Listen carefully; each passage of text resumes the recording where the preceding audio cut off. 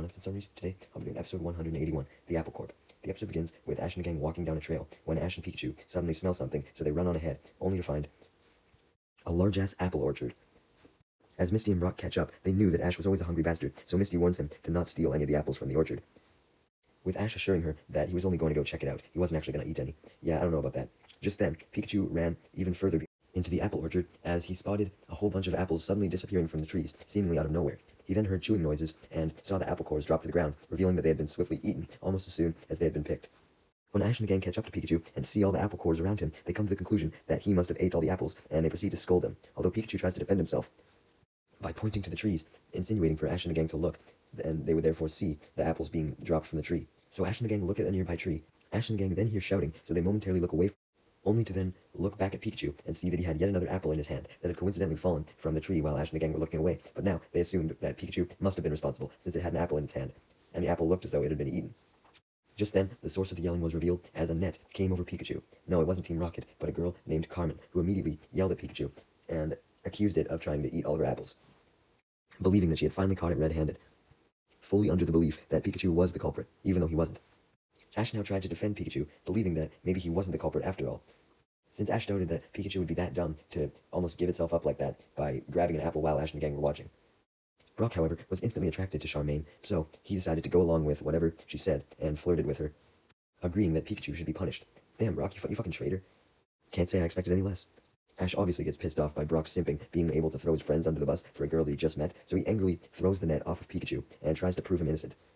Charmaine protests that there was no way that Pikachu could be innocent since it was literally holding a half-eaten apple, but Ash then examined the bite marks and determined that Pikachu couldn't have been the culprit since Pikachu's teeth were too small to make marks like that.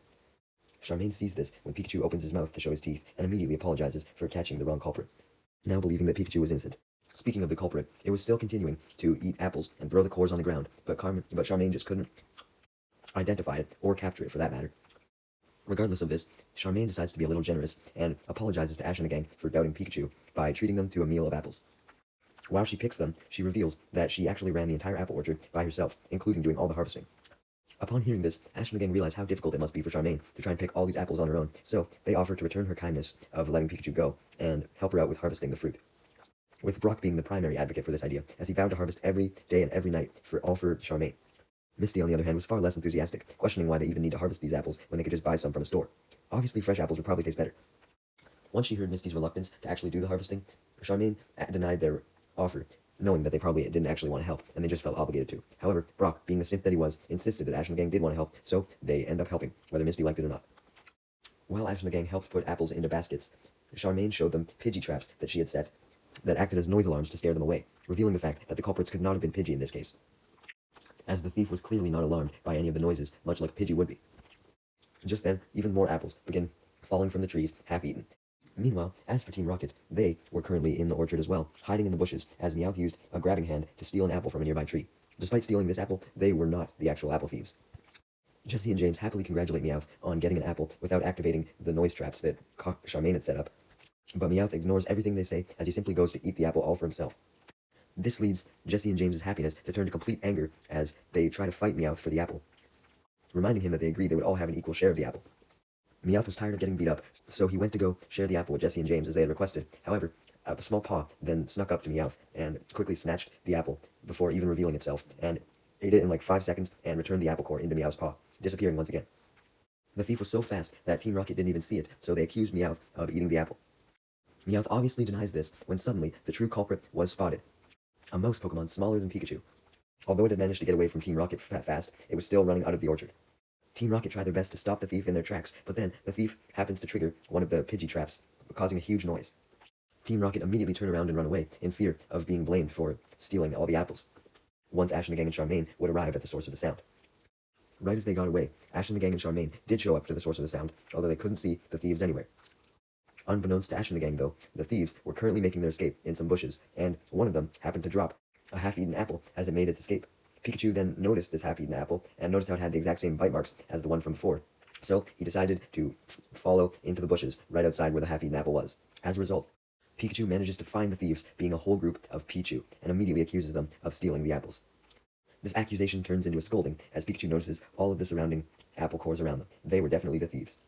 Pikachu's scolding and the Pichu's Utter ignorance of the scolding was soon interrupted as a cry was heard from some nearby bushes. The Pichu had recognized this cry and immediately rushed to the source of the sound, with Pikachu following. The source of the sound, where it was in fact more Pichu who were currently in a bush being attacked by a Fearow.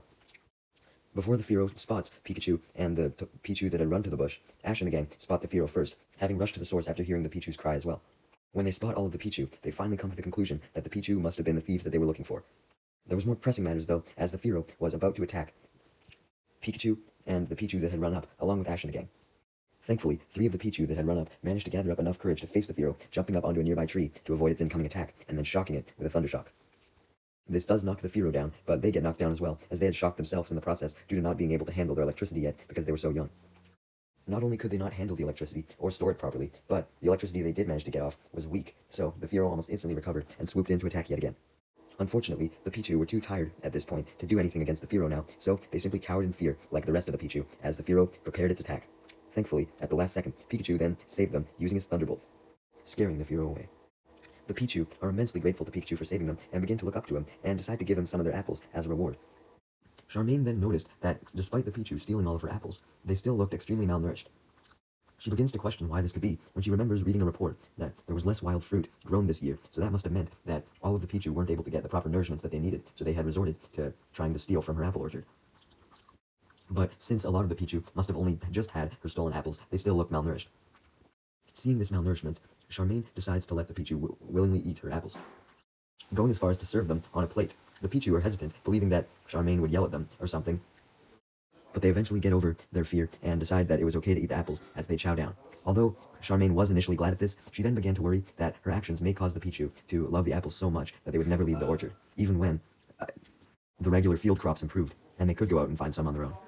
Meanwhile, as for Team Rocket, they had since run off into their Meowth balloon and had decided to become full-on apple thieves as well, as they flew over the orchard, discussing their plan, when suddenly they encountered some Pidgey, who were also intending to steal the apples. It seemed like they were willing to be thieves after all. As the Pidgey began inevitably triggering the noise traps, this alerted Pikachu to their location, who commanded all the Pichu to help out. So the Pichu proceeded to Thundershock all the Pidgey in one huge Thundershock, but there were still some left flying, so the Pichu then jumped onto the Pidgey's backs individually and Thundershocked them. All of the Pidgey had now flew away, but as you may expect, the Pichu were very exhausted from still not being able to control their electric attacks fully. Ash and the gang and Charmaine then approached and realized what the Pichu had done to help. Charmaine was very impressed, and Ash had realized that since the Pichu had listened to his Pikachu, they would likely continue to listen to it, since they respected it so much. So he suggested to Charmaine that the Pichu could work to protect the orchard and help her pick the apples in exchange for getting some apples for themselves. Therefore, the Pichu would be safe from not having enough food out in the wild, while also not just being complete freebooters. Ash and Pikachu try to prove this by ordering the Pichu to pick a whole bunch of apples and put them into the harvest box, and the Pichu happily oblige.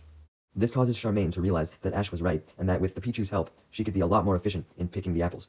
Pleased with the Pichu's work, she then offers them some apple slices as a reward, just as Ash had suggested. So now, they would be in a mutually beneficial relationship. The Pichu would receive apples, and Charmaine would receive labor.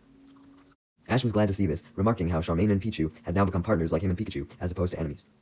The Pichu were very happily eating their apples when suddenly Team Rocket shows up to ruin the fun, stating their motto, declaring their plan to steal both the apples and Pikachu.